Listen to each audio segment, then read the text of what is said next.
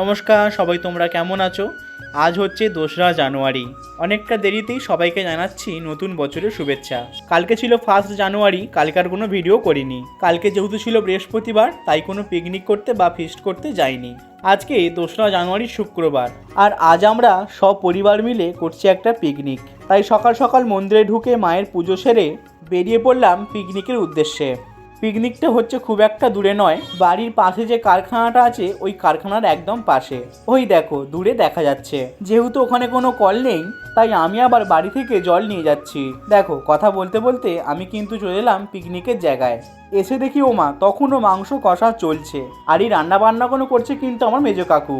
মাংস হতে এখনো বেশ কিছুটা বাকি আছে, তারপর আবার হবে রাইস। বেশ কিছুক্ষণ পর মাংস রান্না হয়ে যেতে আমার ছোট কাকি আর ছোট পিসি লেগে পড়েছে রাইসটাকে তৈরি করতে। তবে যাই বলো, পরিবারের সাথে সবাই একসাথে মিলেমিশে পিকনিক করার মজাই আলাদা।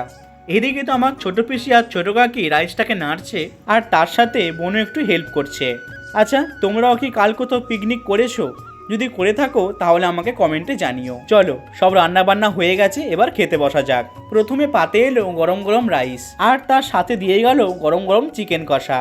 খুবই সামান্য আয়োজন, তবে এতে আনন্দ বেশি। সবাই একসাথে সব পরিবার মিলে খেতে বসে গল্প করা, এ যে কি ভালো লাগার জিনিস সে কি বলবো তোমাদেরকে আর। ও হ্যাঁ, রাইস আর মাংসর পরে ছিল কিন্তু চাটনি আর পাঁপড়।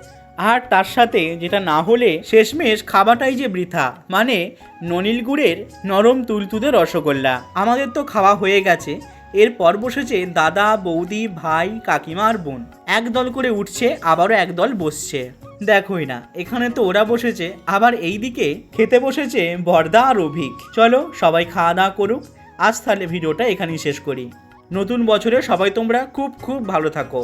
দেখা হচ্ছে আবারও নতুন কোন একটি ভিডিওতে।